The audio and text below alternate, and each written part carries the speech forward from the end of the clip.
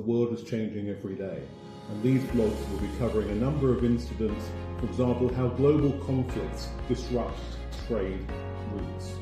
So this is the first in that particular series.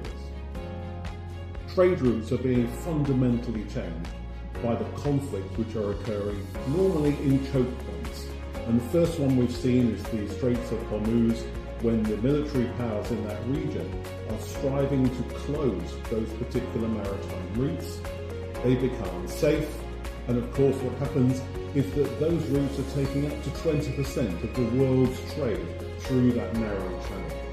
What we get is an escalation of incidents of warfare, ships are being attacked, and we now hear also, for example, that fertiliser is not getting through, and that powers the agricultural industries across the globe. Energy flows are being severely disrupted, and of course what we've got is ships being trapped in various places, at the top of the straits, at the bottom of the straits, and no through traffic to allow containers and goods to be put in the right place at the right time. Shipping lanes therefore are being diverted. There's military activity, the possibility of mines, naval blockades, and of course ships are taking longer and much more costly routes to get around Africa, to get through other channels to the destination ports. And that means transit times are going up and insurance premiums will be going up.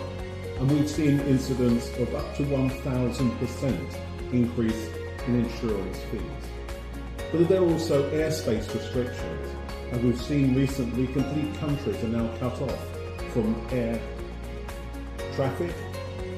Other airlines are skirting around. There's increased time, increased cost, and increased security required for those planes to be moving.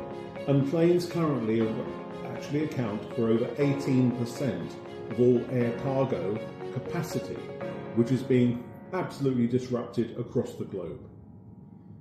Taking that one step further in the disruption with global conflict, we know at the moment that there are supplies of oil in up to 500 ports around the world, 30 million tonnes of marine oil, which are essential to powering the tankers, the container ships, which are moving across our oceans at any one time. And that means there could be a very sudden disruption in production, infrastructure damage, port closures, and rerouting again of those shipping lanes, which makes it so difficult. So the remedies for this are political risk insurance and also trade credit insurance. And that means any delays in payment and default are handled on the credit side by insurance there, but political risk ensuring that assets, people, investments, governments and political forces are actually safeguarded against violence and rioting.